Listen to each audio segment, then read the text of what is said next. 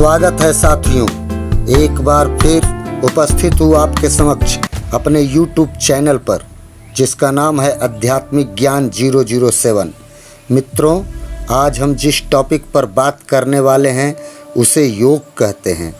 आज हम योग के रहस्य को समझेंगे। तो चलिए देर न लगाते हुए शुरू करते हैं आज का आध्यात्मिक ज्ञान।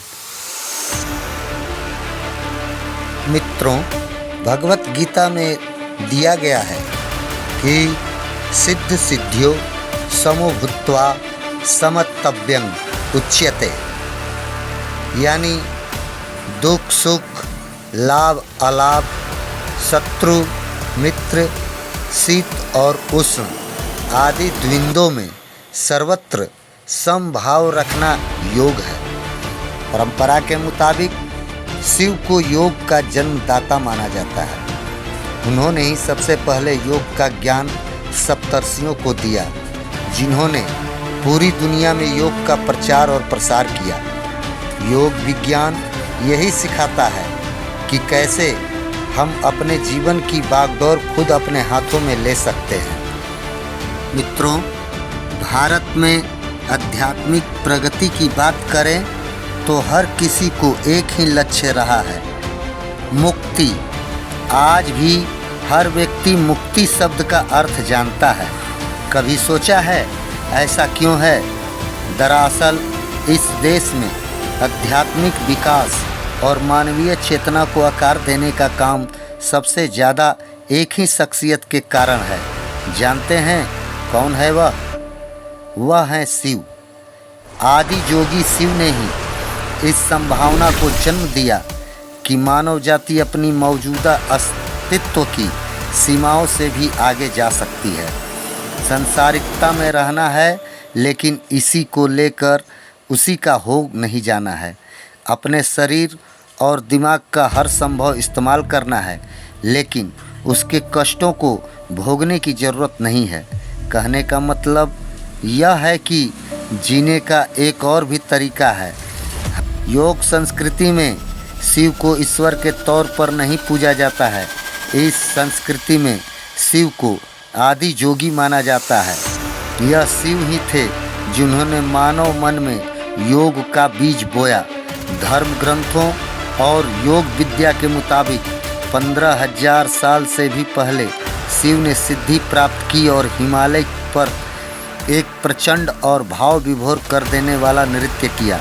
वे कुछ देर परमानंद में नृत्य करते, फिर शांत होकर पूरी तरह से निश्चल हो जाते। उनके इस अनोखे अनुभव के बारे में कोई कुछ नहीं जानता था। आखिरकार लोगों की दिलचस्पी बढ़ी और वे इसे जानने की उत्सुक होकर धीरे धीरे उनके पास पहुंचने लगे। लेकिन उनके हाथ में कुछ नहीं लगा, क्योंकि आदि जोगी तो इन लोगों की मौजूदगी से पूरी तरह बेखबर थे। उन्हें यह पता ही नहीं चला कि उनके इर्द गिर्द क्या हो रहा है। उन लोगों ने वहीं कुछ देर इंतज़ार किया और फिर थक हार कर वापस लौट आए। लेकिन उन लोगों में से 7 लोग ऐसे थे जो थोड़े हठी किस्म के थे। उन्होंने ठान लिया कि वे शिव से इस राज को जानकर ही रहेंगे, लेकिन शिव ने उन्हें नज़रअंदाज कर दिया। अंत में उन्होंने शिव से प्रार्थना की कि उन्हें इस रहस्य के बारे में बताएं। शिव ने उनकी बात नहीं मानी और कहने लगे, मूर्ख हो तुम लोग।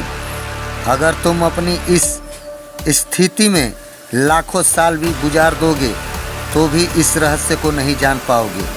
इसके लिए बहुत ज़्यादा तैयारी की आवश्यकता है। यह कोई मनोरंजन नहीं है। ये 7 लोग भी कहाँ पीछे हटने वाले थे। शिव की बात को उन्होंने चुनौती की तरह लिया और तैयारी शुरू कर दी। दिन, सप्ताह, महीने, साल गुजरते गए और ये लोग तैयारियां करते रहे, लेकिन शिव थे कि उन्हें नज़रअंदाज करते जा रहे थे। 84 साल की लंबी साधना के बाद ग्रीष्म संक्रांति के शरद संक्रांति में बदलने पर पहली पूर्णिमा का दिन आया। जब सूर्य उत्तरायण से दक्षिणायन में चले गए, पूर्णिमा के इस दिन आदि जोगी शिव ने इन 7 तपस्वियों को देखा तो पाया कि साधना करते करते वे इतने पक चुके हैं कि ज्ञान हासिल करने के लिए तैयार हैं। अब उन्हें और नज़रअंदाज नहीं किया जा सकता था। शिव ने इन सातों को अगले 28 दिनों तक बेहद गहराई से आकलन किया और अगली पूर्णिमा पर इनका गुरु बनने का निर्णय लिया। इस तरह शिव ने स्वयं को आदि गुरु में रूपांतरित कर लिया। तभी से इस दिन को गुरु पूर्णिमा कहा जाने लगा। केदारनाथ से थोड़ा ऊपर जाने पर एक झील है जिसे क्रांति सरोवर कहते हैं। इस झील के किनारे शिव दक्षिण दिशा की ओर मुड़कर बैठ गए और अपनी कृपा उन सातों लोगों पर बरसानी शुरू कर दी। इस तरह योग विज्ञान का संचार होना शुरू हुआ। आज हम उन 7 तपस्वियों को सप्त ऋषि के नाम से जानते हैं। इन सातों ऋषियों को विश्व के अलग अलग हिस्सों में भेजा गया ताकि ये अपना ज्ञान आम आदमी तक पहुंचा सके। उनमें से अगस्त मुनि ने भारतीय उपमहाद्वीप में योग का प्रसार किया। योग का संदेश है कि किसी इंसान की सेहत और उसका कल्याण उस इंसान के हाथ में ही रहे। इंसान यह इंतज़ार न करे कि कोई बाहरी आसमानी शक्ति, कोई नेता, संगठन या बाहरी दुनिया की कोई ताकत आकर उसके स्वास्थ्य की देखभाल और उसका कल्याण करेगी। इंसानी जीवन का अनुभव अपने भीतर से ही पैदा होना चाहिए। आपके जीवन के अनुभव किस तरह के और किस स्तर के हो, योग के जरिए यह आप खुद तय कर सकते हैं, क्योंकि आत्मा और परमात्मा के संबंध की खोज है योग। साथियों, मैं तो ये कहूँगा कि आप भी अपने जीवन में योग को उतारें ताकि आपके जीवन की बागडोर आपके हाथों में ही हो। मित्रों, योग कोई खेल नहीं है, ये तो स्वयं भगवान शंकर के द्वारा हमारे जीवन को सुधारने की प्राथमिकता है। इसलिए आप सभी निसंकोच योग को अपने जीवन में आने दें और इसके लाभ से अपने जीवन को सुखमय बनाएं। इसी के साथ मित्रों, आज का यह एपिसोड यहीं पर समाप्त होता है। मिलते हैं आपसे अगले वीडियो में एक नए टॉपिक और एक नए अंदाज में। और दीजिए इजाज़त। मैं भगवान से यह कामना करूँगा कि आपके जीवन में दौलत, सेहत और खुशियों की भरमार आए। धन्यवाद साथियों। वीडियो को पूरा देखने के लिए आप सभी का बहुत बहुत धन्यवाद। शुक्रगुजार हूँ आप सभी का।